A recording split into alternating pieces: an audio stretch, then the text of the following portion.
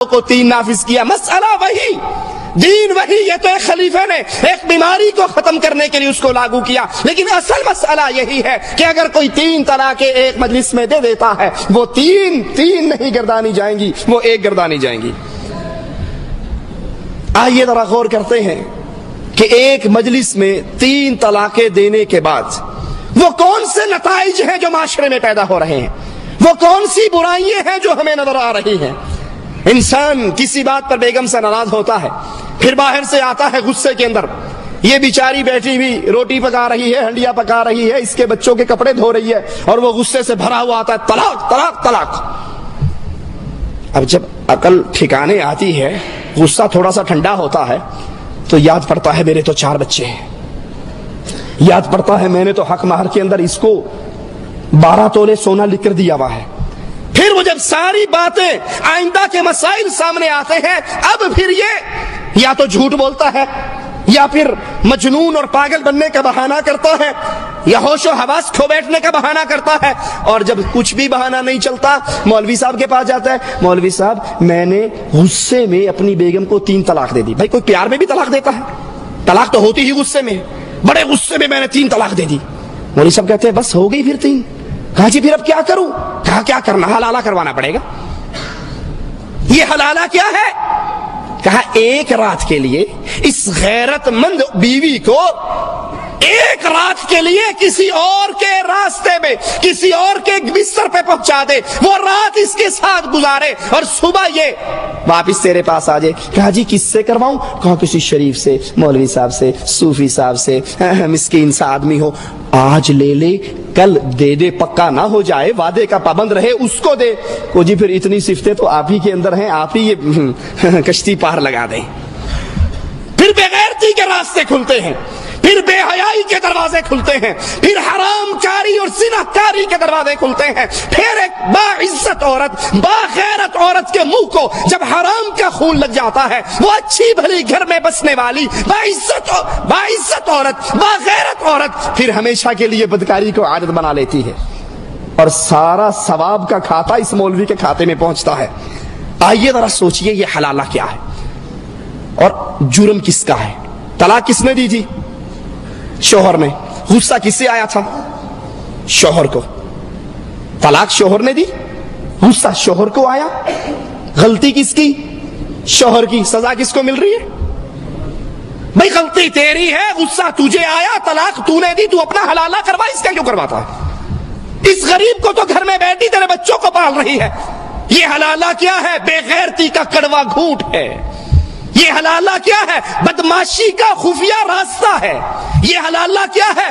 جبے اور دستار اور داڑھی کے نیچے بدکاری کا اڈا ہے، جہاں سے اچھی بھلی باعزت عورت کسی اور مرد کے ساتھ ایک رات یا 2 راتیں یا چند راتوں کے لیے اس کے ساتھ نکاح مشروط کیا جاتا ہے کہ آج لے لے اور کل چھوڑ دے۔ ایک رات کی ہم بستری کرے، یا 2-4 راتیں اپنے پاس رکھنے کے بعد پھر اس کو آزاد کر دے، پھر اس کو واپس دے دے، اور یہ اپنے خاوند کے پاس لوٹ آئے۔ تمام ائمہ اسلام کے نزدیک یہ حلالہ نہیں ہے، یہ حرامہ ہے۔ یہ حلالہ نہیں ہے، یہ بے غیرتی کا راستہ ہے۔ تمام ائمہ اس کو حرام جانتے ہیں۔ حنفی فقہا کے نزدیک بھی گو حلالہ جائز نہیں ہے، لیکن اس کے باوجود اگر کوئی یہ حلالہ کر لے تو بیگم پاک صاف ہو کے پہلے کے پاس آ جاتی ہے۔ لیکن اللہ کی قسم یہ گندگی ہے، یہ غلاظت ہے، یہ خباثت ہے، اس سے پاکی نہیں ہوتی، بلکہ یہ مولویوں کے منہ کو لگی ہوئی وہ بدکاری ہے جو نعوذ باللہ ثم نعوذ باللہ اسلام کے نام پہ کر رہے ہیں۔ اگر کوئی غریب طلاق دے دیتا ہے، مولوی سب سے پہلا فتویٰ یہی جاری کرتا ہے کہ جناب اب حلالے کے بغیر گزارا۔ یہ ہمارے ہاتھ میں جامع نظامیہ رضویہ لاہور کا جاری کردہ ایک فتویٰ ہے۔ جامع نظامیہ رضویہ احمد رضا خان بریلوی صاحب کے ماننے والے ان حضرات کا یہ فتویٰ۔ ایک عورت سوال کرتی ہے مفتی صاحب سے کہ جناب میرے خاوند نے ایک ہی مجلس میں 3 طلاقیں دے دی ہیں، تو اب میرے لیے کیا ہے؟ تو کہتے ہیں عورت کے حلال ہونے کے لیے حلالہ ضروری ہے، اس حلالے کے بغیر یاد رکھیے رسول اللہ صلی اللہ علیہ وسلم کی حدیث مبارک کو، آپ نے فرمایا مجھے معلوم ہے تو نے ایک مجلس میں 3 طلاقیں دی ہیں. ابو داؤد کی روایت ہے, مسند احمد کی روایت ہے, امام احمد صحیح فرماتے ہیں. اور آپ نے فرمایا مجھے معلوم ہے تو نے ایک مجلس میں 3 طلاقیں دی ہیں, لیکن محمد رسول اللہ صلی اللہ علیہ وسلم حکم جاری فرما رہے ہیں کہ اپنے خامن سے رجوع کر لے, اپنی عورت سے رجوع کر لے. ایک مجلس کی 3 طلاقیں ایک ہی گردانی جاتی. یہ دارالافتاء ادارہ منہاج القرآن طاہر القادری صاحب کا ادارہ, وہ اپنے فتوے کے اندر ارشاد فرماتے ہیں ایک عورت سوال لکھتی ہے کہ اس طرح میرے خامند نے مجھے طلاق دے دی, تو کہتے ہیں اب آپ اپنے خامند پر حرام ہو چکی ہیں, حلال ہونے کے لیے حلالہ کروانا ضروری ہے. حلالے کے بغیر مولویوں کو لگی ہوئی ہے نا, یہ خون لگا ہوا ہے, یہ چاٹ لگی ہوئی ہے, یہ مزہ لگا ہوا ہے. آئے گا بھی رسول اللہ صلی اللہ علیہ وسلم کا فرمان آپ کو سناؤں گا کہ اللہ کے نبی اس مسئلے پر کیا فرماتے ہیں. یہ تیسرا فتویٰ ہمارے ہاتھ میں اشرف علی تھانوی صاحب کے نام پر لاہور میں جامعہ اشرفیہ جو بنایا گیا ہے, یہ جامعہ اشرفیہ کے مفتی صاحب کا فتویٰ ہے. وہ فرماتے ہیں کہ اب آپ اس کے نکاح سے نکل چکی ہو, 3 طلاق ایک مجلس کی 3 ہی ہوتی ہیں, آپ اس اپنے خامند کے پاس جانا چاہتی ہو تو حلالہ ضروری ہے, اس کے بغیر کوئی راستہ نہیں, اس کے بغیر کوئی چارہ نہیں.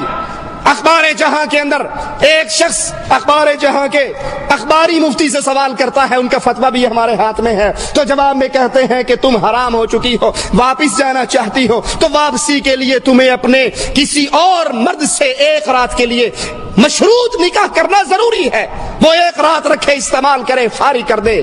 یہ عورت ہے, بھیڑ بکری نہیں ہے, یہ عورت ہے, گائے بھینس نہیں ہے.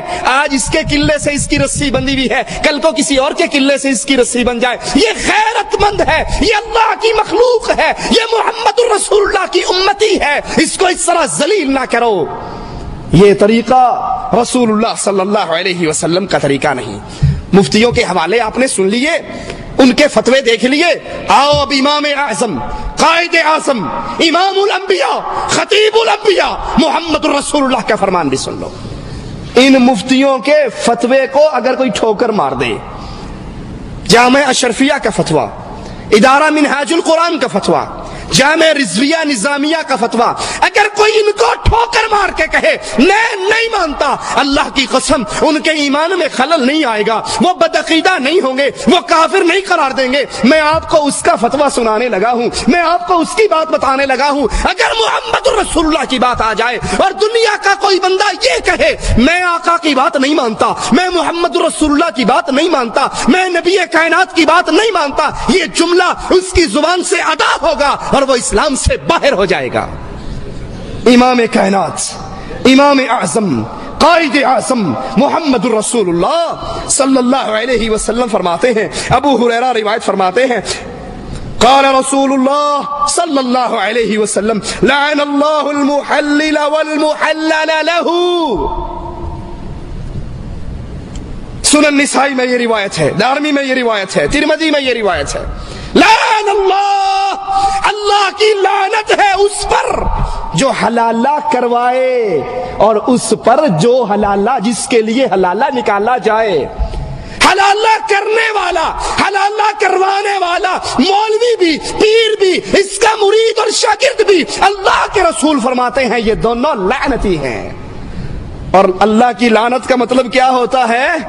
طرد من رحمت اللہ, اللہ کی رحمت سے دوری. پھٹکار ہے اس پر جو حلالہ کرتا ہے, پھٹکار ہے اس پر جو اپنی لا کر مولوی کے منہ پہ دیتا ہے, اجر اخلاتے سویرے دے دیں.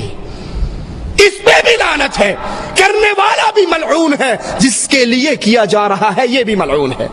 دوسری روایت سنیے, عقبہ بن عامر سے روایت ہے, قال رسول اللہ صلی اللہ علیہ وسلم الا اخبرکم بالتیس المستعار, قالوا بلا یا رسول اللہ, قال هو المحلل, قال هو المحلل, لعن اللہ المحلل والمحلل له. امام حاکم اس کو صحیح فرماتے ہیں. اللہ کے نبی نے فرمایا سنیے, اور صرف سنیے نہیں, ان مولویوں کو سنائیے, ان منبر و محراب کے وارث جس ممبروں میں عرب سے لا الہ الا اللہ کی صدائیں نکلا کرتی تھی، آج ان مسجدوں کے میناروں کے سائے کے اندر حلالہ سینٹر کھلے ہوئے، بدکاری کے اڈے کھلے ہوئے، مدرسے کے اندر 4 کمرے حلالے کے لیے مخصوص کیے ہوئے، وہ حقیقتیں آگے آئیں گی۔ اللہ کے نبی کا فرمان اس کو سنائیے۔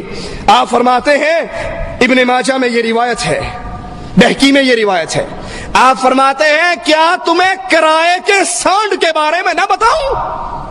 کرائے کا سانڈ، کرائے کا بکرا، مانگا ہوا بکرا، مانگ کے بکری جفتی کروا کے واپس دے جانے والا بکرا، سمجھتے ہیں یا نہیں؟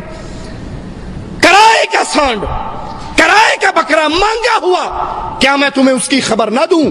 قالوا بلا یا رسول اللہ صلی اللہ علیہ وسلم، اللہ کے نبی ضرور خبر دیجئے، وہ کون ہے؟ فرمایا وہ حلالہ کرنے والا، وہ حلالہ کرنے والا جو اپنے مدرسوں میں بیٹھ کے فتویٰ دے رہا ہے بیوی حلال کروانے کے لیے حلالہ کروانا ضروری ہے، وہ حلالہ کرنے والا، سنو، حلالہ کرنے والا، کروانے والا، دونوں پر اللہ کی لعنت برستی ہے۔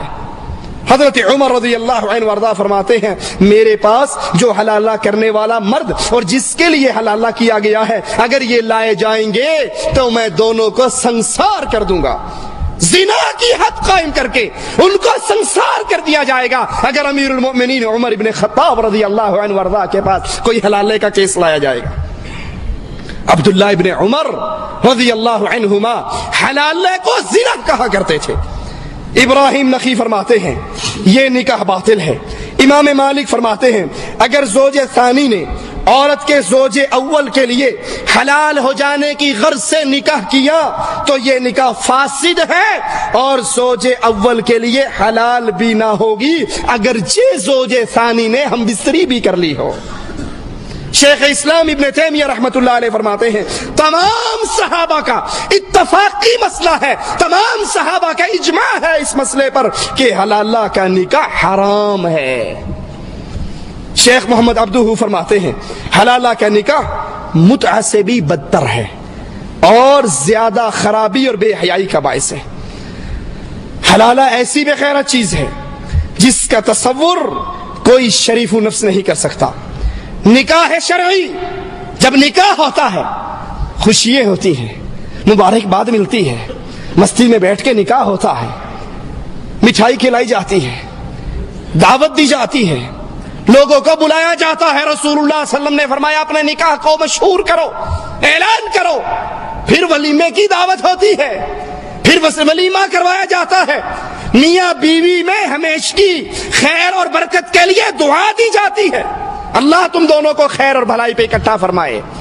یہ نکاح شرعی ہے، لیکن نکاح حلالہ، نکاح شرعی میں خوشیاں ہیں، یہاں پہ ندامت ہے، وہاں پہ اعلان ہے، وہاں پہ اطلاع ہے، وہاں پہ دعوت ہے۔ یہاں رات کے اندھیرے میں لاتے ہیں، مولوی کے بند حجرے میں بٹھاتے ہیں اور تاریکی کے اندر مولوی کے اندر خوشی کے لڈو پھوٹ رہے ہوتے ہیں، وہ خوشی میں پاگل ہو رہا ہوتا ہے، عورت بے غیرتی کے جام پی رہی ہوتی ہے اور ہر طرف ندامت کا دور دورہ ہوتا۔